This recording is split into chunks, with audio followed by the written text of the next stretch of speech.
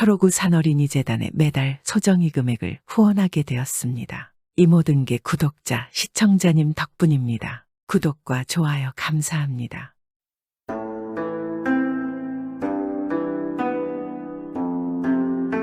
아주 옛날 옛적에 소요산 아래에 있는 마을에는 마음씨가 아주 착하고 효심도 깊은 나무꾼 돌쇠가 살고 있었습니다.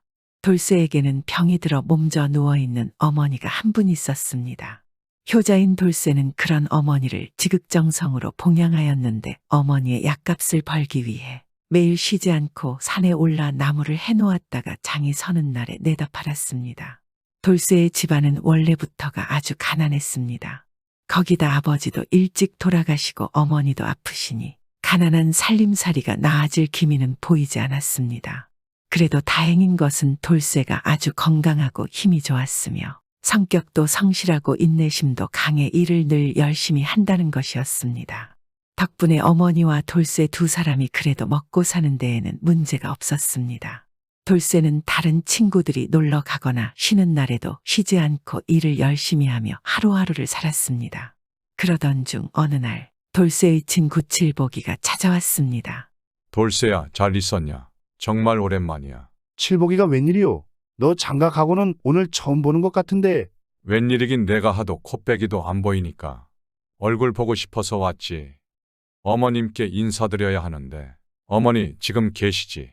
아니야. 어머니 잠드셨어. 나중에 칠복이 내가 왔었다고 말씀드릴게. 너도 알다시피 어머니가 아프셔서 한 번 잠들면 깨어나기가 쉽지 않아. 어릴 적에 어머님이 해주신 쑥떡 참 맛이 좋았는데 나에게 참 잘해주셨는데 빨리 나아지셔야 하는데 그래야 예전처럼 쑥떡을 얻어먹을 수 있을 텐데.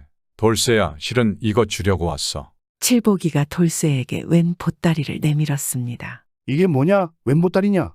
이거 인삼이야. 내 장에 갔다가 좋은 인삼이 들어왔다고 해서 내 어머니 생각이 나더라. 그래서 있는 돈만큼 사왔으니 어머니 고아드려라. 기력에는 인삼이 최고지. 이 귀한 것을 가지고 온 거야? 너도 혼인한 지 얼마 안 돼서 형편이 그리 좋지 않을 터인데 굳이 우리 어머니까지 챙기는 것이냐? 돌쇠야, 우리가 중마고우 아니냐. 이거 어머니 다려드시고 기운을 좀 차리셨으면 좋겠는데 내 여유만 있다면 산삼이라도 사드리고 싶다. 돌쇠는 칠복이가 준 보따리를 받고 감동의 눈물을 흘렸습니다. 고맙다 칠복아, 정말 고마워. 너밖에 없다. 내 이 은혜는 절대 잊지 않을게. 내 생각해주는 이는 너밖에 없구나. 난 너에게 해준 것이 없는데.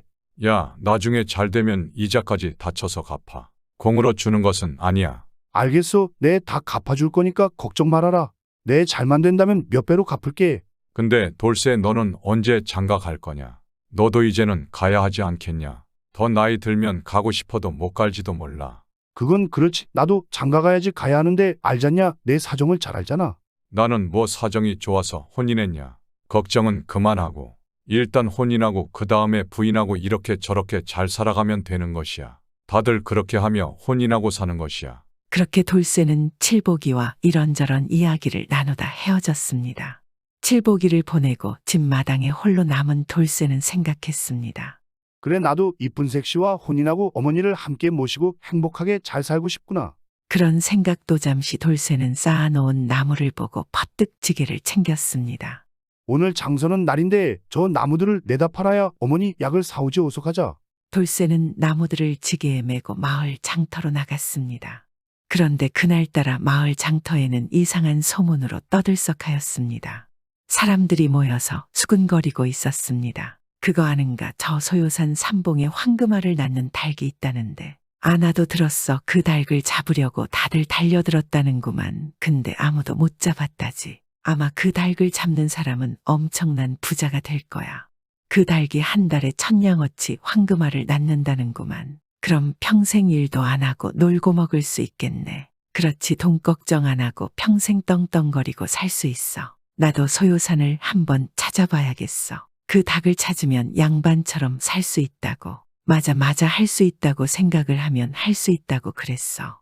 닭이 나에게 올 거야. 이렇게 생각하면 진짜로 그 닭이 나에게 온다고. 그건 또 뭔 소리야. 누가 그래. 아주 유명한 도사님께서 내 원하는 일을 매일 생각하고 간절하게 원한다면 그리 된다고 했어. 돌쇠는 사람들의 이야기를 듣고는 속으로 생각했습니다. 말도 안 되는 소리야. 그럴 시간에 나무라도 하나 더 해야지. 그런데 그래도 만약에 그런 것이 진짜로 있다면 인생이 단박에 그냥 바뀌긴 하겠구나. 그 황금알을 낳는 닭을 만약에 내가 잡아서 부자가 되면 어머니 약값 걱정도 없겠고 먹고 살 걱정도 없겠고 그럼 예쁜 색시도 없고 진짜 좋긴 하겠네. 돌쇠는 나무를 팔고 돌아가며 자신의 손에 쥐어진 얼마 안 되는 돈을 보고는 계속 황금알을 낳는 닭을 잡는 생각했습니다. 그리고 한번 시작된 그 생각은 점점 더 커졌습니다. 그날부터였습니다. 돌쇠가 나무를 하러 소요산에 올라갈 때마다 조금씩 주변을 두리번거리며 황금알을 낳는 닭을 찾기 시작했습니다. 오, 혹시 저기 있나? 뭐가 움직이는 것 같은데. 에이, 뭐야? 토끼잖아. 돌쇠가 닭을 찾아다니는 시간은 갈수록 많아졌고 점차 나무 하는 일은 뒷전으로 미뤄지고 있었습니다. 그러다 돌쇠는 그날 밤 잠이 들었는데 꿈속에서 황금알을 낳는 닭을 본 것입니다. 돌쇠는 닭을 잡으러 산으로 쫓아갔습니다. 그러나 닭은 잡히지 않고 도망만 다니는 것입니다. 돌쇠는 이를 악물었습니다. 내 너를 잡아서 어머니도 낫게 하고 내 이쁜 각시도 얻어 아들딸 낳아서 잘 살 것이다. 그러니 절대로 너를 놓치지 않을 것이야. 그리고 돌쇠는 다시 닭을 잡으러 달려갔습니다. 그런데 도망가던 닭이 더 이상 도망가지 않고 서 있는 것입니다. 돌쇠는 천천히 걸어서 기어이 닭을 잡았습니다. 내 이제 부자가 되는구나. 앞으로는 걱정 없이 살 수 있을 것이야. 그리고 너무 기뻐하며 꿈에서 깨어났습니다. 돌쇠는 너무 허탈했지만 황금알을 낳는 닭을 잡은 순간이 느껴졌습니다. 그 이후에 나무를 하러 산에 올라간 돌쇠는 나무를 하지 않고 황금알을 낳는 닭을 찾느라 시간을 다 허비하고 어둑해질 무렵이 되어서야 산을 내려왔습니다. 돌쇠가 허탈한 마음으로 한참 산을 내려오고 있는데 바로 앞바위 위에 커다란 닭이 앉아 있었습니다. 뭐야? 웬 닭이야? 닭이다. 돌쇠는 처음에는 자신의 눈을 의심했습니다. 그리고 자신도 모르게 가던 길을 멈추고 지게가 어깨 위에서 흘러내리는 것도 모른 채 그 닭만 바라봤습니다. 그러자 닭은 고개를 들어 큰 소리로 울었습니다. 저 것이다. 저게 바로 황금알을 낳는 닭이로구나.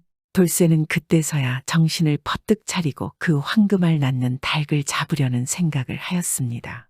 돌쇠가 닭을 잡기 위해 바위 옆으로 냅다 뛰어갔습니다. 그러나 닭은 이미 바위 위에서 뛰어내려 어디론가 사라지고 없었습니다. 돌쇠는 매우 아쉬워하면서 정신없이 그 바위 주변을 살펴봤습니다. 황금알을 낳는 닭아, 제발 나에게 와라. 나에게 와. 이렇게 생각하면 온다며. 어서 와라, 황금알을 낳는 닭아. 하지만 아무 곳에서도 닭의 흔적조차 찾을 수가 없었습니다. 돌쇠가 그러고 있는데 잠시 후에 한 사내가 허겁지겁 산을 뛰어 올라왔습니다. 혹시 여기서 닭 한 마리를 못 봤습니까? 이놈이 한 달 전에 닭장을 뛰쳐나가 가지고 내가 찾아다니는데 아까 봤는데 이리로 올라왔는데 돌쇠는 너무 놀랐습니다.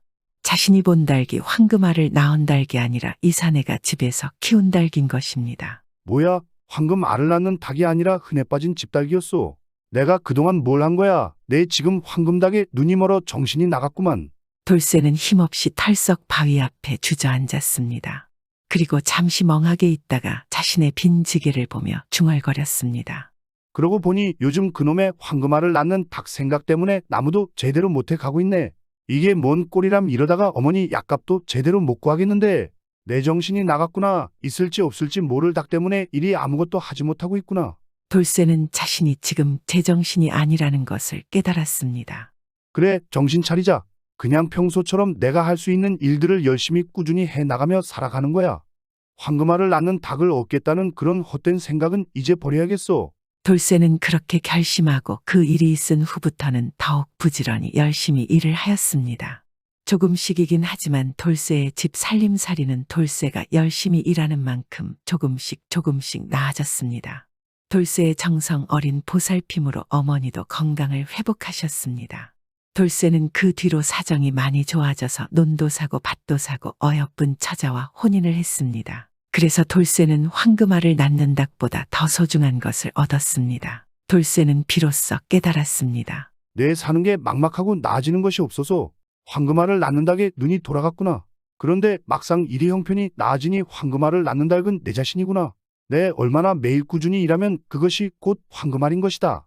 내 두 번 다시는 일확천금에 눈이 멀지 않을 것이고 매일 열심히 일해서 작지만 나중에 크게 될 황금알을 만들 것이다.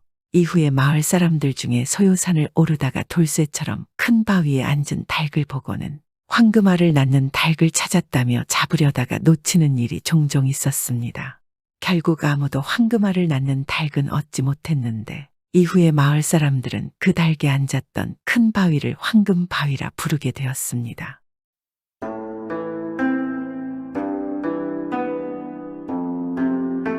옛날 옛적 어느 마을에 딸 둘을 둔 아버지가 살고 있었습니다.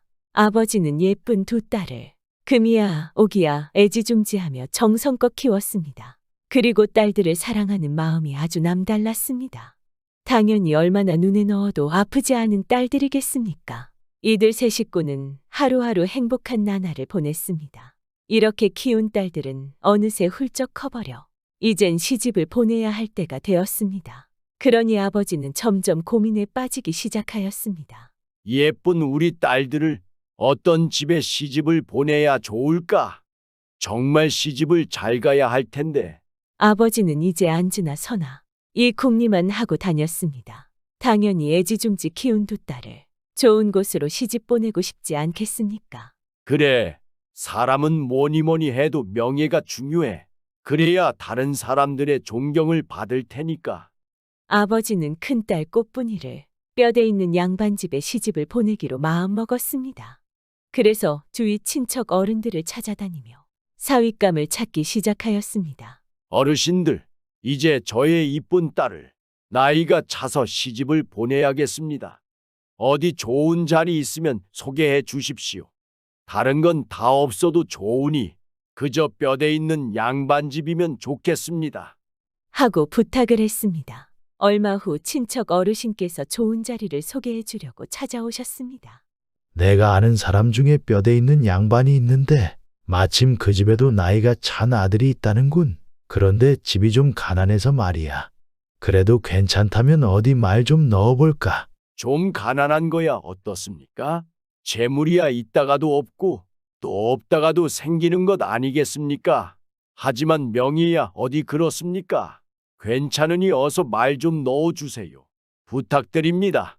아버지는 뼈대 있는 양반집이라는 말에 귀가 솔깃했습니다. 이렇게 해서 큰딸 꽃분이는 뼈대 있는 양반집에 시집을 가게 되었습니다. 그래, 우리 큰딸은 양반집에 시집을 갔으니 사람들의 존경을 받으며 잘 살 거야. 하며 큰딸 꽃분이를 시집 보내놓고 아버지는 마음이 흡족했습니다. 과연 큰딸은 아버지 생각대로 잘 살고 있을까요?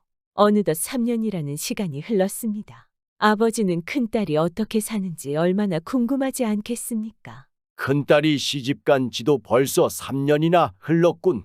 어떻게 살고 있는지 어디 한번 가볼까? 그래서 아버지는 큰딸 꽃분이네 집을 찾아가 보았습니다. 하지만 꽃분이네 집 앞에 도착한 아버지는 자기 눈을 도저히 믿을 수가 없었습니다. 아니, 세상에 이럴 수가. 좀 가난하다고 하더니 이건 조금 가난한 게 아니구먼. 이거 참 큰일이구먼. 어쩌면 좋을까? 큰딸 꽃분이네 집은 동네에서도 가장 초라한 초가집이었습니다. 그것도 바람만 한번 세차게 불면 금세 쓰러져 버릴 것 같은 그런 집이었습니다. 하지만 아버지는 다시 차분히 생각을 하였습니다.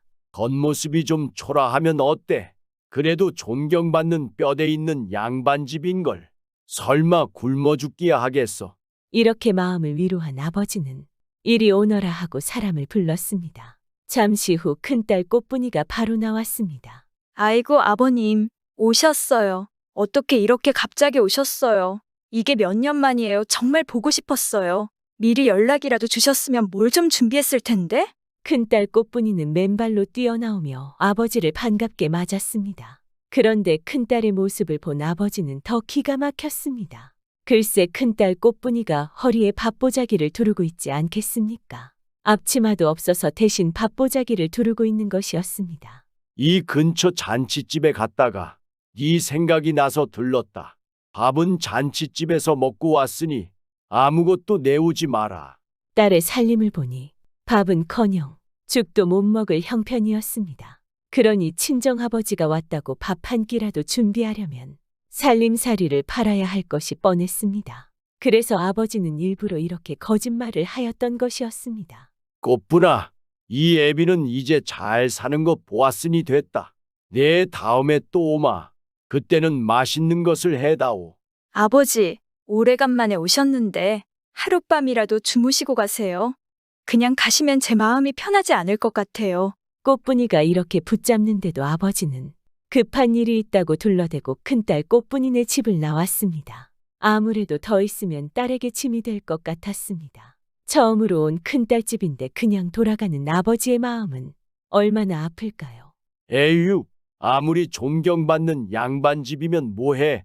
죽도 한 끼 못 먹고 사는데 다 양반이 무슨 소용이야. 둘째 꽃순이를 시집 보낼 때는 뼈대고 뭐고 잘 사는 집에 보내야겠다. 아버지는 이렇게 결심을 했습니다. 얼마 후 이번에는 작은 딸 꽃순이를 시집 보내야 할 때가 되었습니다.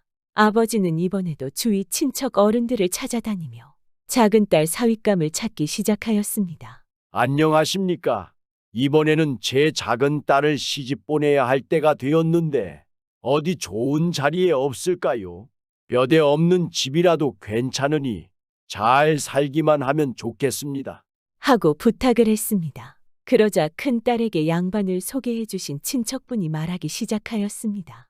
여보게, 마침 자리가 하나 있기는 한데 하고 말끝을 흐렸습니다. 그런데 왜 그러세요? 무슨 이유가 있으신가요? 잘 살기는 만석군으로 남부럽지 않게 사는데 양반이 아니라 상민이야. 괜찮겠는가? 상민이면 좀 어떻습니까? 잘 살기만 하면 되니 말씀 좀 해주세요. 아버지는 만석군으로 잘 산다는 말에 더 생각해 볼 것도 없었습니다. 그래서 작은 딸 꽃순이를 만석군 집에 시집을 보냈습니다. 우리 작은 딸은 부잣집에 시집을 갔으니 아무 고생 없이 잘 살고 있겠지. 몇 년 후 아버지는 작은 딸이 어떻게 사는지 궁금해졌습니다. 그래서 작은 딸 꽃순이네 집에 가보았습니다. 우와, 정말 만석군은 만석군이군. 집이 으리으리하네. 아버지는 꽃순이가 사는 집을 보더니 입이 다물어지지 않았습니다. 그리고 마음도 아주 흐뭇했습니다. 집만 봐도 분명히 작은 딸은 좋은 옷 입고 맛있는 것만 먹으며 살고 있을 것이라고 생각하지 않겠습니까? 꽃순아, 작은 딸 꽃순아, 이 애비가 왔다. 어서 나와보거라. 아이고, 아버님 오셨어요. 하며 작은 딸 꽃순이가 대문을 열고 나오는데 모습이 영락없는 부잣집 안주인처럼 아주 잘 차려입고 있었습니다. 그런데 작은 사위 칠복이는 장인을 보고도 방에 누워만 있는 것이었습니다.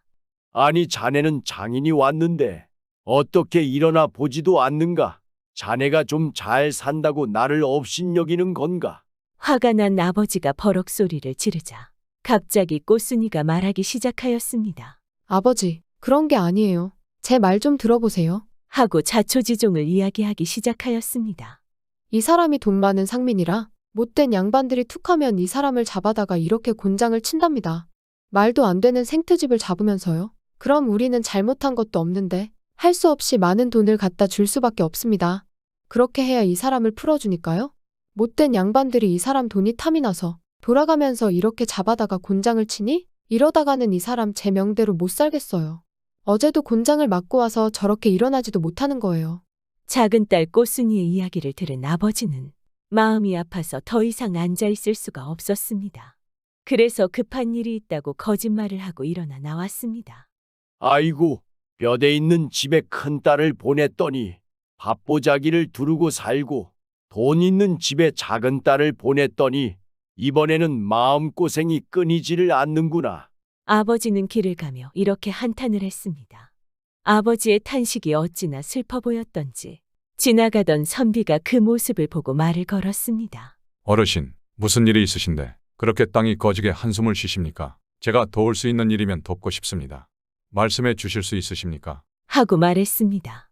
아버지는 너무 답답한 나머지 지푸라기라도 잡는 심정으로 두 딸의 이야기를 모두 사실대로 늘어놓았습니다. 그런 일이 있으셨군요. 작은 사위가 어디에 사는 누군지 자세히 좀 가르쳐 주십시오. 제가 도울 수도 있을 것 같습니다. 하더니 작은 사위 칠복이에 대해 자세히 묻고는 휙 가버렸습니다. 답답해서 가르쳐 주기는 했지만 아버지는 갑자기 가슴이 철렁 내려앉는 것 같았습니다. 혹시 저 선비도 작은 사위한테 가서 돈을 뜯어내려는 건 아닐까 하는 생각이 들었습니다. 하지만 이미 쏟아진 물이었습니다. 한편 선비는 곧장 작은 사위 칠복이가 사는 마을로 갔습니다. 그런데 칠복이의 집으로 가는 게 아니라 바로 마을의 사또를 찾아갔습니다. 여봐라. 어서 사또에게 가서 암행어사가 왔다고 일러라. 그 선비는 바로 암행어사였던 것이었습니다. 사또는 버선발로 뛰어나오며 어사를 맞았습니다. 여기까지 오시느라 고생이 많으셨습니다. 어서 들어오십시오. 길을 가다가 여기 마침 먼 친척 아우가 산다기에 한번 들러보았습니다. 수고스럽겠지만 제 아우를 좀 불러주실 수 있겠습니까? 어사는 매일 맞는다는 작은 사위 칠복이의 이름과 주소를 사또에게 가르쳐 주었습니다. 조금만 기다리시면 제가 당장 모셔오겠습니다. 사또는 포졸을 시켜 당장 칠복이를 불러오게 하였습니다. 포졸들이 칠복이 집에 도착하니 아무것도 모르는 칠복이는 신음을 하며 누워 있었습니다. 포졸들은 이유도 말하지 않고 대뜸 사또가 찾는다고 하며 어서 가자고 말을 하였습니다. 아이고, 못된 양반들한테 끌려다니는 것도 모자라서 이제는 사또한테까지 끌려가다니. 아이고, 이 양반 이제는 죽었네 죽었어. 영문을 모르는 작은 딸 꽃순이는 남편이 이번에는 사또한테 끌려가 또 곤장을 맞게 되는 줄 알았습니다. 그런데 이상하게도 포졸들이 남편을 조심조심 가마에 태우더니 정중히 모시고 가는 것이지 않겠습니까? 아니 이게 어떻게 된 일인가? 작은 딸 꽃순이와 작은 사위 칠복이는 어리둥절할 수밖에 없었습니다. 이렇게 칠복이가 도착하자 어사는 버선발로 뛰어나오며 칠복이의 손을 덥석 잡았습니다. 그동안 잘 있었나? 반갑구먼. 아우가 여기 산다는 말은 전에 들어서 알고 있었는데 바쁘다 보니 한번 와본다는 게 이렇게 늦었구먼. 자 어서 안으로 들어가서 그동안 못한 이야기나 나누세. 어사는 칠복이가 뭐라고 말할 틈도 주지 않고 방으로 끌고 갔습니다. 칠복이는 처음 보는 양반이 아우니 뭐니 하면서 반가워하자 어리둥절하여 아무 말도 못한 채 어사가 이끄는 대로 그저 끌려가기만 했습니다. 그 뒤 방문을 닫자 어사는 자신의 신분을 밝혔습니다. 애구머니나 어사께서 저를 무슨 일로? 저는 아무것도 잘못한 것이 없습니다. 단지 상민으로 태어났을 뿐입니다. 칠복이는 너무 놀라 방바닥에 넙죽 엎드린 채 일어나지 못했습니다. 아이고, 이제는 어사까지 내 재산을 빼앗으려고 하니 난 이제 알거지가 되겠구나. 이렇게 생각한 칠복이는 잔뜩 겁을 먹고 있었습니다. 어허, 왜 이러는가? 일어나 앉게. 난 당신을 혼내려고 부른 게 아닐세. 사실은 조금 전에 길에서 자네 장인을 만났다네. 이야기를 들어보니 자네 사정이 아주 딱하길래 내가 좀 도와주려고 이렇게 자네를 불렀네. 너무 걱정하지 말게. 어사는 칠복이를 손수 일으켰습니다. 그제야 칠복이는 마음을 좀 놓을 수가 있었습니다. 내가 여기 사또한테 자네와 내가 먼 친척이라고 말해 두었네. 그러니 이제 이 소문이 퍼지기만 하면 아무도 자네를 데려다가 함부로 곤장을 치지는 못할 걸세. 그러니 자네도 이제부터 나와 친척인 체하고 다니게나. 그런데 듣자 하니 자네 처형네 형편이 말이 아니더군. 많은 재산을 다 뭐 할 텐가. 죽을 때 가지고 갈 것도 아닌데 처형네 좀 도와주지 않겠나. 그럼 서로 좋을 것 아닌가. 칠복이가 어사의 말을 들어보니 아주 좋은 생각 같았습니다. 그렇게만 해주신다면 저야 더 바랄 게 없습니다. 분부대로 따르겠습니다. 그럼 앞으로 자네 재산으로 좋은 일 많이 하며 열심히 살아야 하네. 어사는 이렇게 말하고는 밖으로 나갔습니다. 밖에는 사또를 비롯한 많은 포졸들이 어사가 나오기를 기다리고 있었습니다. 어사는 사또와 포졸들이 다 들을 수 있도록 일부러 큰 소리로 말했습니다. 이복의 동생, 난 바빠서 이만 가봐야겠네. 앞으로 어려운 일이 있으면 자주 연락하게나. 내가 도울 수 있는 일이면 힘껏 돕겠네. 아이고 형님, 말씀만 들어도 고맙습니다. 오늘은 바쁘시다니 할 수 없지만 다음엔 꼭 저희 집으로 모시겠습니다. 그럼 먼 길 살펴가세요. 칠복이는 코가 땅에 닿도록 몇 번이고 인사를 했습니다. 이 모습을 본 포졸들은 정말로 저 사람이 어사와 친척인가 하며 수근거리기 시작하였습니다. 그날 이후로 칠복이는 어떻게 되었을까요? 어사와 칠복이가 친척이라는 소문은 순식간에 온 마을에 퍼졌습니다. 그러니 이제는 어느 누구도 칠복이의 재산을 빼앗으려고 생트집을 잡아 곤장을 치지는 못했습니다. 덕분에 편하게 살게 된 작은 사위 칠복이는 어사의 말대로 자신의 재산 중 반을 뚝 떼어서 처형에게 주었습니다. 이제 큰딸과 작은딸 모두가 편하게 잘 살게 된 것이었습니다. 그러니 매일 딸들 걱정에 편할 날이 없던 아버지도 즐겁게 살 수 있었습니다. 어사에 반짝이는 지혜가 한 집안의 모든 걱정을 말끔히 없앤 것이었습니다. 또한 못된 양반들도 더 이상 나쁜 짓을 할 수가 없게 되었습니다. 어사는 이렇게 전국을 돌아다니며 지혜와 재치를 발휘해서 많은 백성들의 어려움을 해결해주기 시작하였고 나라에 큰 공도 세우게 되었습니다. 모든 사람들은 개인마다 잘하는 부분이 있고 못하는 부분이 있지 않겠습니까? 이렇게 각자 서로의 부족함을 채워가고 도와가며 살아가면 더 나은 삶을 살 수 있지 않을까요? 옛날 옛적 어느 마을에 아들 칠복이와 며느리 꽃분이가 늙은 아버지를 모시고 살았습니다. 이 부부는 아버지를 극진히 모시며 정성을 다하였습니다. 그러던 어느 날이었습니다. 부부는 아침 일찍 나가 저녁 늦게 들어오면서 부지런히 일한 덕분에 그의 농사가 특별히 잘 되었습니다. 그래서 아버지에게 더 좋은 환경에서 잘 모시려고 하였으나 아버지는 밥 한 술 제대로 뜨지 못하고 그만 병으로 몸져 눕게 되었습니다. 이 모습을 본 효자 칠복이가 가만히 있을 수 있겠습니까? 칠복이는 밤낮 의원을 찾아다니며 병에 맞는 약을 지어 극진히 아버지를 보살폈습니다. 그러니 얼마 지나지 않아 아버지의 병은 나아지게 되었습니다. 하지만 노쇠하여 기력이 없어진 아버지는 또 다시 몸져 눕게 되었습니다. 마을 사람들에게 산삼이 특효약이란 말을 들은 칠복이는 그 말을 듣자마자 아내 꽃분이에게 아버지를 잘 돌보라 하고는 산삼을 캐러 산으로 떠났습니다. 아내 꽃분이는 남편 칠복이가 산으로 들어가자 더욱 정성스럽게 시아버지를 모시며 산에 간 남편이 산삼을 캐가지고 돌아오기만 기다렸습니다. 어느덧 칠복이가 떠난 지 한 달이 지났습니다. 그러던 어느 날 밤 꽃분이는 이상한 꿈을 꾸고 놀라 잠에서 깨어났습니다. 이튿날 아침 불안한 꽃분이는 시아버지에게 아침을 잘 차려드리고 점심과 저녁은 식지 않게 가마목에 놓아두고 남편 칠복이를 만나러 떠났습니다. 가고 가다 보니 하루에도 어느덧 저물기 시작하였습니다. 이때 마침 칠복이가 머리를 숙이고 멀리서 맥없이 걸어오고 있었습니다. 칠복이를 본 꽃분이는 무슨 일이라도 생긴 것 같아서 바로 달려갔습니다. 하지만 칠복이에게 다가갈 무렵 길 옆에 호랑이가 그만 칠복이를 덮치려고 하는 것이었습니다. 순간 놀란 칠복이는 정신을 잃고 쓰러졌습니다. 급해진 꽃분이는 소리치며 자신의 생사는 돌보지 않고 바로 호랑이 앞을 막아섰습니다. 안 돼요, 안 돼! 저희 서방님, 절대 안 돼요! 갑자기 꽃분이가 나타나 소리치는 바람에 호랑이는 귀를 쫑긋거리며 꽃분이를 쳐다보았습니다. 꽃분이는 연로한 아버지를 위해 남편이 산삼을 구하러 떠난 이야기를 애절하게 말하였습니다. 호랑이님, 저희 집에 연로한 아버지가 병석에 누워 계십니다. 그래서 저희 서방님이 한 달 동안 위험한 산속에서 산삼을 찾고 있었습니다. 제발 불쌍한 저희 서방님 살려주세요. 살려만 주시면 제가 무슨 일이든지 다 하겠습니다. 호랑이는 한참 잠자코 듣더니만 물러서서 꼬리로 등을 툭툭 치는 것이었습니다. 그제야 칠복이는 정신을 차리기 시작하였고 꽃분이는 호랑이를 보고 물었습니다. 호랑이님, 저희들을 등에 타라는 말씀이십니까? 호랑이는 고개를 끄덕였습니다. 부부는 잠시 동안 생각하다가 우선 호랑이의 등에 올라탔습니다. 그 순간 호랑이는 날바람을 일구며 빛의 속도로 내달았습니다. 잠시 후 부부가 호랑이 등에서 내리니 눈앞에는 산삼이 가득하였습니다. 칠복이는 놀라지 않을 수 없었습니다. 그토록 한 달 동안 찾아도 보이지 않던 산삼이 지금 자기 눈앞에 이렇게 많이 있으니 말입니다. 이 부부는 아버지 생각만 하며 온갖 정성을 다하여 산삼을 캐고 또 캤습니다. 잠시 후 산삼을 다 캔 것을 본 호랑이는 부부를 다시 등에 타게 한 후 달리더니 잠깐 사이에 부부의 뜰락에 도착하였습니다. 등에 내린 부부는 호랑이에게 감사하다며 100번 1000번 절만하였습니다.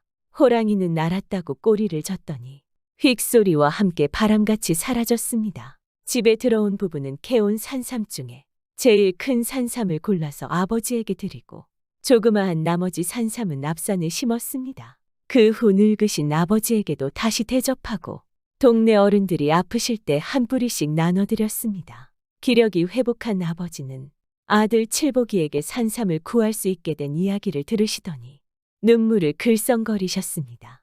목숨을 건 산삼인데 얼마나 감동받지 않았겠습니까? 참 세상에 이런 효자 효부가 어디 있단 말이냐. 네, 너희들 같은 효자 효부를 두었기에 평생 복을 누리는구나. 정말 고맙구나. 아니에요, 아버지. 저는 한 게 없습니다. 다 제 아내 덕분입니다. 제 아내가 없었더라면 아마 산삼을 가져오지 못했을 거예요. 그 후 아버지는 아들 칠복이와 예쁜 며느리 꽃분이와 함께 하루하루 즐거운 시간을 보냈습니다. 결국 이 부부의 효심이 호랑이도 감동한 것이었습니다. 또한 호랑이 앞에 달려든 꽃분이는 얼마나 무섭지 않았을까요? 하지만 남편 칠복이와 아버지를 사랑하는 마음이 그 무서움도 이겨낼 수 있지 않았을까요?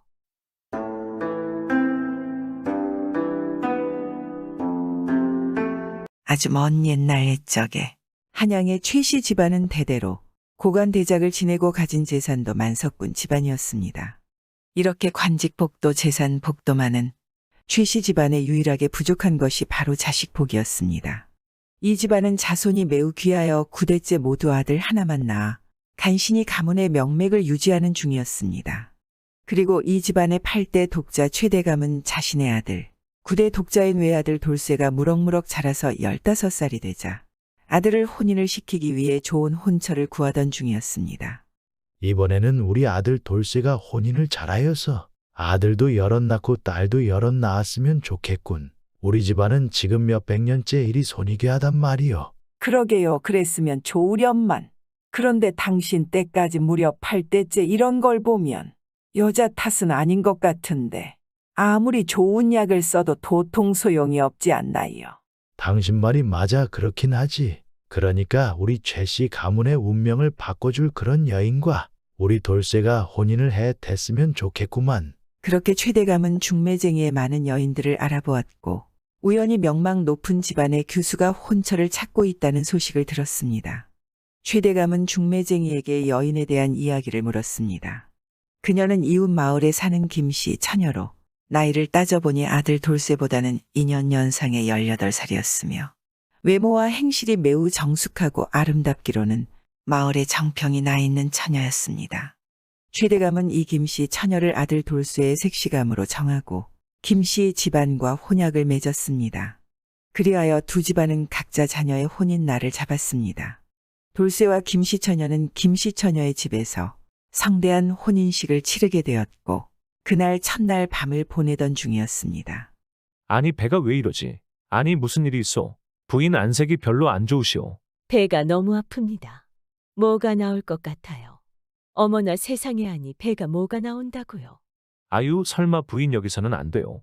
내 당장 안채로 가서 장인어른과 장모님을 불러오리다. 잠시만 기다리시오 부인. 아이 그게 아니라고요. 뭔가가 나오려 하고 있어요 서방님. 부인이 갑자기 배를 잡고 고통스러운 신음을 내뱉기 시작했습니다. 이세 신랑 돌쇠는 크게 당황해서 사람들을 부르려 나가려 했으나 잠시 멈춰서 생각했습니다. 가만히 있어봐. 만약 사람들을 불렀다가 우리 부인이 저대로 실수를 해버리면 이거 큰일이 아닌가. 평생 얼굴을 들고 살지 못할 것이다. 내 부인은 내가 지켜줘야지. 이제는 내가 남편이야. 돌쇠는 부인이 급하게 볼일을 본다고 생각한 것입니다. 돌쇠는 혹시나 하는 상황을 대비하여 오히려 문을 더 굳게 잠궜습니다. 냄새가 밖으로 새나갈지 모르니 빈틈을 막아야겠구나. 돌쇠는 천과 얇은 이불로 문틈을 잘 막았습니다. 그리고 뒤돌아서 말했습니다. 부인 이제는 걱정 마시오. 너무 긴장을 하면 그럴 수도 있는 것이지. 우리는 이제 부부이고 서로 허물없는 사이가 되어야 하니까 편하게 볼일을 보시오. 뒤는 내가 책임지겠소. 아니 그런 게 아니라고요. 의학 서방님. 그때였습니다. 부인이 갑자기 큰 비명을 한 번 질렀고 아랫배에 힘을 준 순간 부인에게서 놀랍게도 2명의 쌍둥이 아기가 나왔습니다.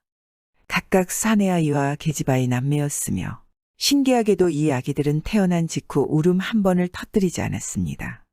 부인은 그렇게 쌍둥이를 낳고는 그대로 기절을 해버렸습니다. 부인, 이게 무슨 일이오? 아니 원래 혼인을 하고 첫날 밤을 치르면 바로 일이 되는 것인가? 아닌데 아버지에게 배운 것이랑은 좀 다른데. 괜찮으시오 부인? 이런 잠깐 정신을 놓았구나. 돌쇠는 부랴부랴 서둘러 아기들을 받아들고 태를 꺼낸 뒤 태주를 잘랐습니다. 그래도 정신도 없고 처음 겪는 일이었지만 돌쇠는 침착하게 아이들을 잘 받았습니다. 그리고 돌쇠는 가만히 생각했습니다. 내가 배우기로는 본디 아기를 출산하려면 첫날 밤을 치르고도 10달은 지나야 하는 법인데 이렇게 혼인 직후 첫날 밤이 지나기도 전에 아이를 낳다니 그것도 쌍둥이를 낳았으니 그래 만약 사람들이 이를 알면 말들이 많을 것이야. 안 되겠구나. 돌쇠는 일단 이 일을 어떻게 수습을 할지 근심이 컸습니다. 우선 아내의 상태를 살펴보니 다행히 잠시 정신을 잃었을 뿐 건강에 문제가 있어 보이지는 않았습니다. 내가 이 상황을 잘 수습을 해야 한다. 안 그러면 부인은 평생 손가락질 받고 비참하게 살 거야. 돌쇠는 그렇게 생각을 하고 한 가지 꾀를 내었습니다. 그리하여 새벽 달기 올자 잠시 밖으로 나가서 장모님을 불렀습니다. 장모님 주무십니까? 이른 아침 죄송합니다. 그러자 방에서 돌쇠의 장모가 나왔습니다. 아이고, 최서방 무슨 일인가? 뭐 불편한 것이라도 있는 겐가? 밖으로 나온 장모님에게 돌쇠는 미안해하며 말했습니다. 장모님 새벽에 너무 죄송합니다. 제가 아침밥을 먹기 전에 새벽에도 식사를 하는 습관이 있습니다. 늘 미역국을 먹지요. 그 미역국 한 사발이랑 따뜻한 쌀밥을 지어주실 수 있을까요? 지금 너무 시장해서요. 그러자 장모가 고개를 갸우뚱하며 말했습니다. 아이고, 그런가 참으로 특이한 습관이로구만. 그거 미리 얘기했으면 준비를 해놨을 텐데 내가 금방 만들어줌세. 돌쇠의 장모는 그의 특이한 습관에 조금 놀랐지만 개의치 않고 부엌으로 가서 상을 차린 다음 사위의 방 앞으로 가지고 왔습니다. 이복의 사위 상 차려왔네. 가지고 들어갈까? 아이고 아닙니다. 장모님 제가 나가겠습니다. 돌쇠는 황급히 방문을 열고 나가서 상을 받았습니다. 참으로 감사합니다. 장모님, 아침 일찍 너무 번거롭게 해서 죄송합니다. 아이고, 아니야. 걱정 말고 또 필요한 것 있으면 부르게나. 그렇게 돌쇠는 장모가 가져다 준 상을 받아들이고 다시 방으로 돌아 들어갔습니다. 그리고 흰 쌀밥을 미역국에 말아서는 간신히 정신을 차린 부인에게 먹였습니다. 돌쇠의 부인은 미역국을 먹고 조금 기운을 차렸습니다. 그러니 돌쇠가 말했습니다.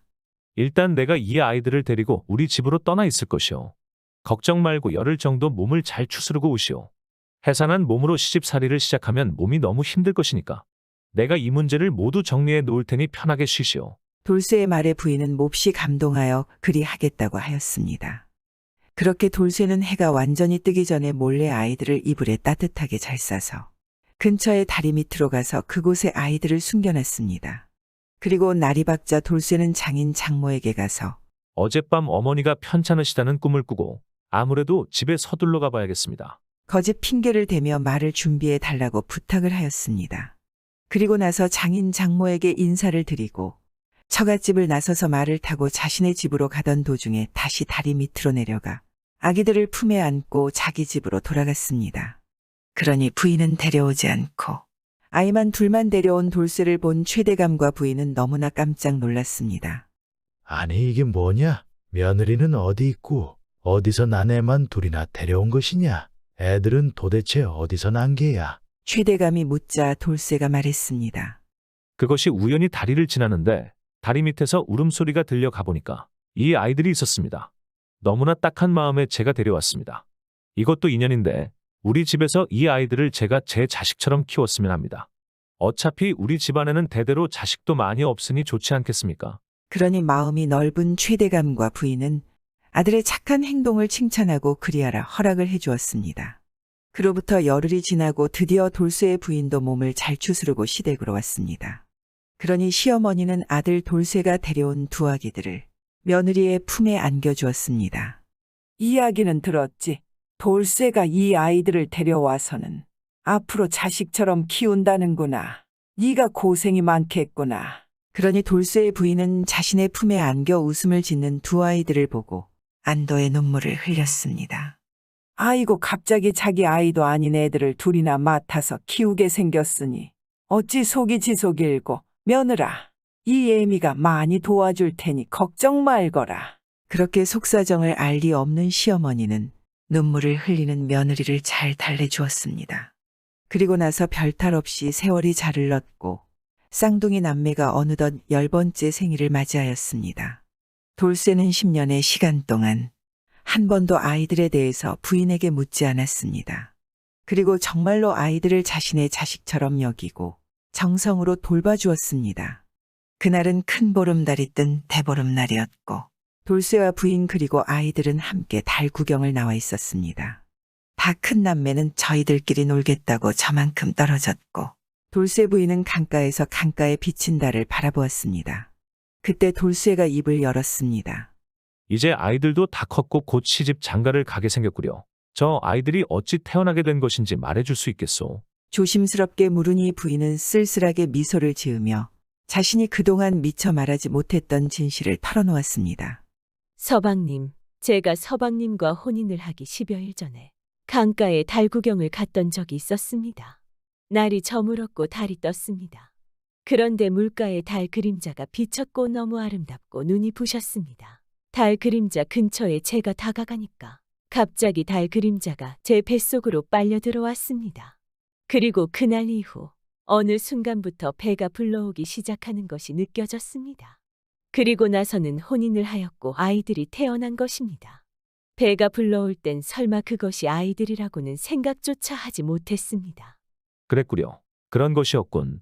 사실은 어제 내가 꿈을 꾸었소. 백발의 노인 한 분이 신성한 기운을 내뿜고 나타나서는 자고 있는 우리 아이들이 달의 기운을 받아 태어난 아이들이라 그렇게 말을 해주더이다. 아마도 아이들은 달이 점지해준 신령스러운 아이들이 분명할 것이오. 돌쇠는 활짝 웃으면서 말했습니다. 우리 아이들은 훗날 아주 훌륭한 인물들이 될 것입니다. 참으로 신기하고 복된 일이지 않겠소? 그러자 부인이 말했습니다. 지난 오랜 세월 동안 궁금도 하시고 의심도 가셨을 텐데 저를 믿고 우리 아이들을 친자식과 같이 돌봐주셨으니 너무도 고맙습니다. 그러자 돌쇠가 부인의 두 손을 잡고 말했습니다. 친자식과 같다니요. 우리가 함께 낳은 소중한 아이들이지. 그리고 난 당신을 처음 보는 순간 사모하게 되었소. 그리고 살면서 당신의 올바른 성심을 보아왔소. 그래서 아무리 궁금해도 당신에게 물어보지 않은 것이오. 부인에게 무슨 사정이 있다고는 생각했소. 그 뒤로 부부 사이에는 10명의 아이들이 더 태어났습니다. 이 아이들도 훌륭한 명필, 훌륭한 학자가 되었으며 가장 먼저 태어났던 쌍둥이 남매가 그 중에 가장 뛰어났습니다. 사람들에게 아주 쓰임있는 훌륭한 어른이 되었습니다. 그리고 돌쇠에 대해서 독자만 이어지던 최씨 집안에 안 좋은 전통이 끊어지더니 그 뒤부터는 이 집안에는 자손 대대로 많은 자녀들이 태어났습니다. 그리고 이들은 하나같이 모두 훌륭한 인물이 되어서 최씨 가문을 빛냈다고 합니다. 이번 이야기는 아내를 의심하지 않고 진심으로 믿었던 사내의 이야기이지 않겠습니까? 그 덕에 가문은 번성하고 자식들은 잘된 것 아니겠습니까? 요즘 우리도 부부간의 의심보다는 신뢰는 가져보는 것은 어떨까요?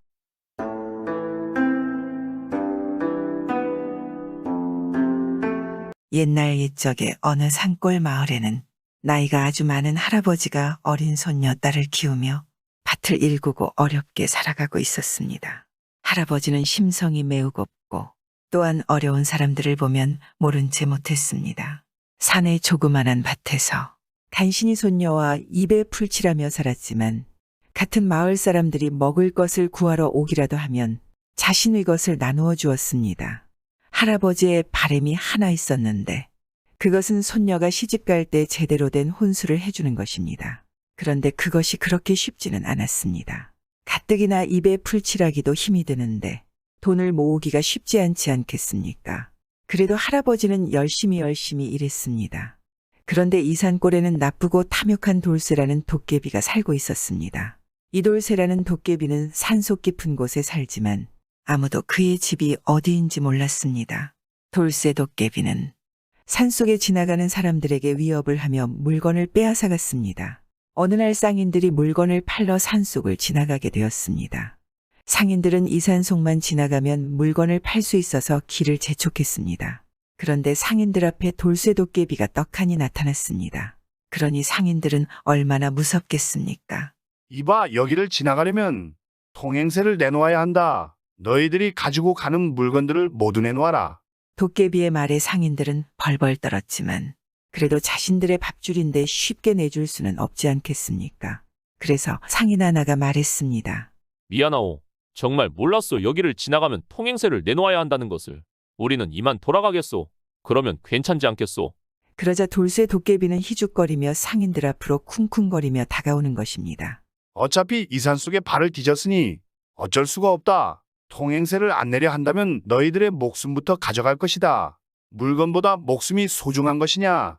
그렇게 말하고 돌쇠도깨비는 아주 큰 괴성을 질렀습니다. 그 소리가 얼마나 큰지 산 전체가 울리는 것입니다.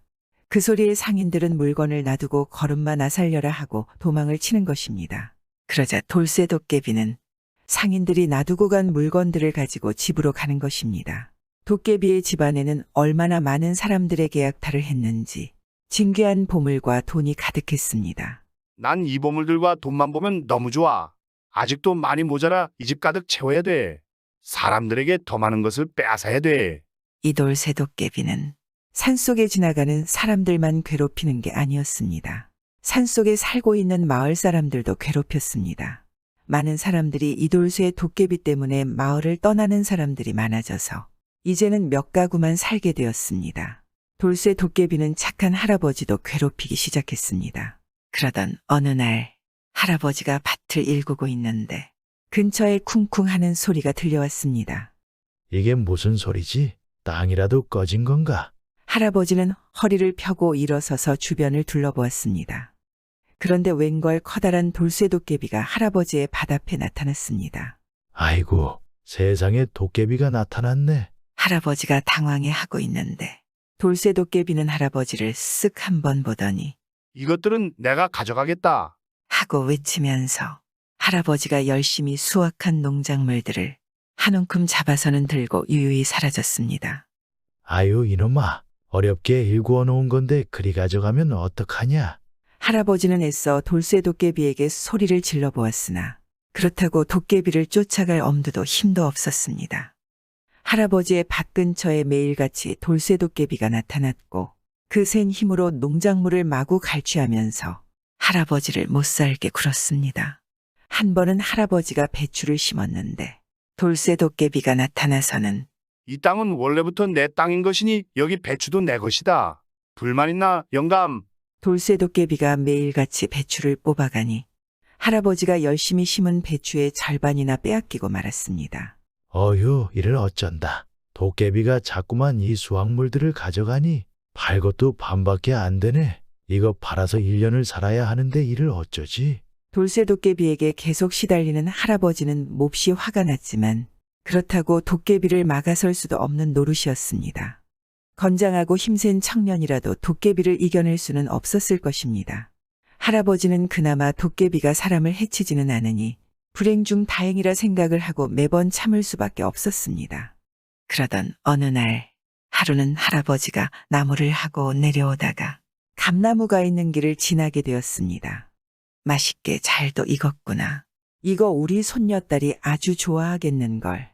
이거라도 따서 갖다 줘야겠다. 할아버지는 감나무를 바라보며 집에서 자신을 애타게 기다리고 있는 귀여운 손녀딸을 생각했습니다. 감을 조금 따가지고 길을 나설 무렵 갑자기 할아버지 앞에 또 심술궂은 돌쇠도깨비가 나타났습니다. 돌쇠도깨비는 할아버지를 멀뚱멀뚱 쳐다보며 할아버지가 품에 하나를 안고 있는 감을 쳐다보았습니다. 마음씨 착한 할아버지는 생각했습니다. 너도 이 감이 먹고 싶겠구나. 미운 놈 떡 하나 더 준다고 너도 좀 먹어봐라. 할아버지는 돌쇠도깨비에게 감을 조금 나눠주었습니다. 돌쇠도깨비는 감을 받아서 먹어보더니 아주 좋아하였습니다.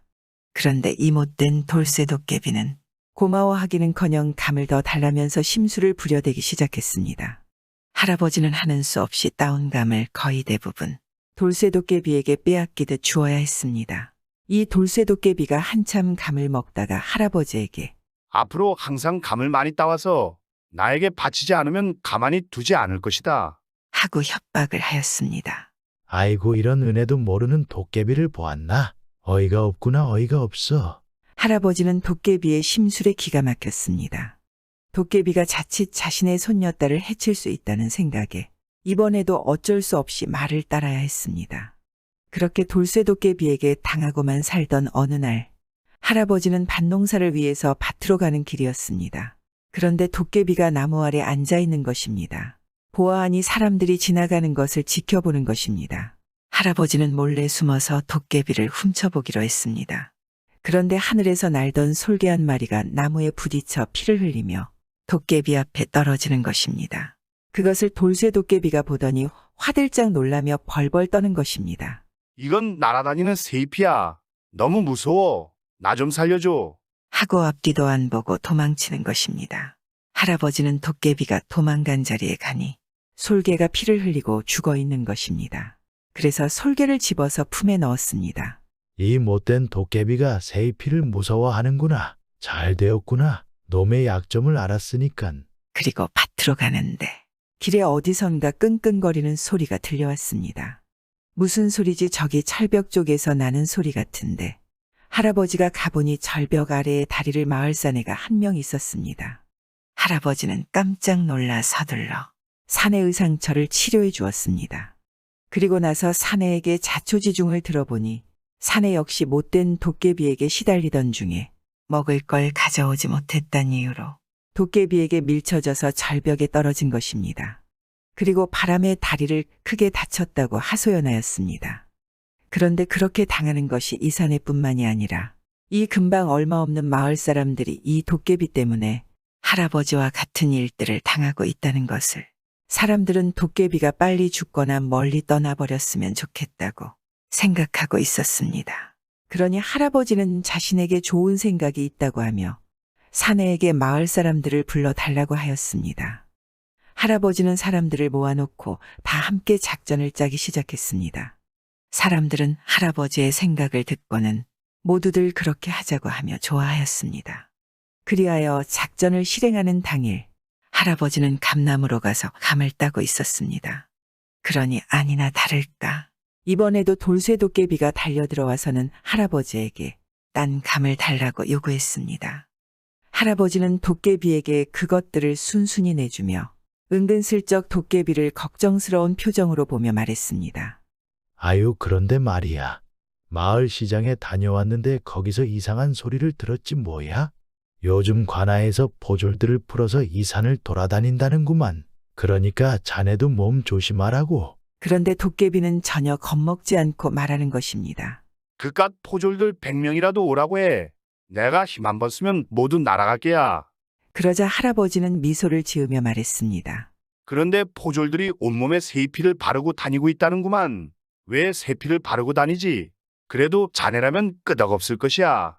이 말을 들은 돌쇠 도깨비는 몹시 당황해서 겁에 질렸습니다. 그리고 파르르 몸을 떨기 시작했습니다. 그때를 틈타 근처 여기저기 숨어있던 사람들이 포졸들 목소리를 흉내내기 시작했습니다. 도깨비가 어딨지? 여기 도깨비 발자국이다. 어서 놈을 잡으러 가자. 가기 전에 세피를 듬뿍 더 바르자고 이렇게 말하는 것입니다. 도깨비는 쏘스라치게 놀랐습니다. 어쩔 줄을 몰라 하다가 할아버지에게 자신을 도와달라고 애원했습니다. 할아버지는 흔쾌히 그러자고 하는 것입니다. 좋아, 내가 너를 도와줌세. 여기 있다가는 잡힐게 뻔하니 자네 집으로 가세. 그리고 포졸들이 오면 내가 여기 살고 있다고 말해줌세. 그러면 포졸들이 아무 의심 없이 돌아갈 게야. 어떤가? 그러자 도깨비는 흔쾌히 응하지 않겠습니까? 그리고 할아버지를 데리고 집 안에 들어갔습니다. 그리고 부르르 떨고 있었습니다. 그 뒤에 할아버지가 밖에 나가서 손짓을 하니 잠시 후에 주변에 숨어있던 사람들이 달려왔습니다. 할아버지는 작전대로 그들에게 포졸인양 대하면서 도깨비를 보지 못했다고 발뺌하였습니다. 그러니 포졸인 척을 하는 사람들은 집안에 무엇인가 있을 것 같다며 의심하는 척을 하였습니다. 그러자 도깨비는 집에 있는 커다란 쌀포대를 덮었었습니다. 할아버지는 계속 발뺌을 하였지만 사람들이 계속 의심하는 척을 하며 집으로 들어오는 것입니다. 그리고 쌀포대를 보고는 한 번 들춰봐야겠다고 아우성치는 것입니다. 할아버지와 사람들은 눈짓을 주고받았고 할아버지는 저번에 주었던 피를 흘리고 죽은 솔개의 피를 쌀포대 속에 넣었습니다. 졸지에 솔개의 피를 본 도깨비는 비명을 지르며 뒤도 돌아보지 않고 자리에서 도망을 쳤습니다. 도깨비는 헐레벌떡 달리고 달려서 산을 벗어나 다른 곳으로 가버렸습니다. 도깨비를 멀리 쫓아낸 할아버지와 사람들은 환호성을 질러댔습니다. 할아버지와 마을 사람들은 도깨비 집안에 있던 보물과 돈을 마을로 가지고 와서 공평하게 나누었습니다. 그래서 가난한 이산골 사람들은 모두가 큰 부자가 되었습니다. 할아버지 역시 평생 소원이었던 손녀딸 시집 갈 때 값비싼 온수와 폐물을 해주었습니다. 이번 이야기는 선행을 저지르면 언젠가는 복을 받지만 이 돌쇠 도깨비처럼 악행을 저지른다면 자신의 모든 것을 잃고 비참하게 산다는 이야기이지 않겠습니까? 구독은 공짜입니다.